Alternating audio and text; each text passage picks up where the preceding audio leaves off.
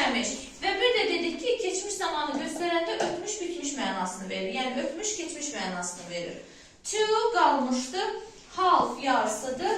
Quota isə dedik ki, quota 15 dəqiqəni göstərir. Əgər quota to deyirsə 15 dəqiqə qalmış deməkdir. Əgər quota past deyirsə 15 dəqiqə işləmiş deməkdir.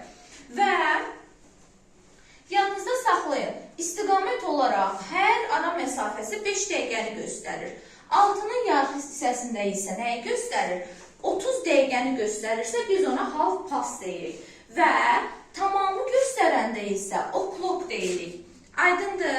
Saatlar qalmış olanda hansı sahada doğru gediriksə, istiqamət olaraq hansı sahada doğru gediriksə, qalmışda vaxt dəyişir. Amma işləmişdə isə vaxt qalır öz yerində. Olduğu kimi qalır. Məsələn, baxın buradakı nümunə kimi. Deyirik ki, 04:40-dır. Düzdürmü? Neçəyə qalıb? 5-ə 20 dəqiqə qalıbdır. Düzdürmü? Bu zaman nə deyirik? Deyirik ki, it is 22:05.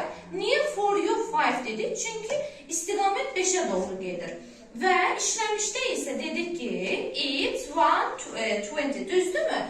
2:25 dəqiqə işləyibdir. Bu zaman nə dedik? Dedik ki, it's 20 past 1. Niyə bir dedik? Çünki saat niyə dəyişmədi? Çünki hələ yarısına qədər vaxt qalır öz yerində. Dəyişmir. 1:25, 5:25 məsələn deyə bilərik. Aydındır.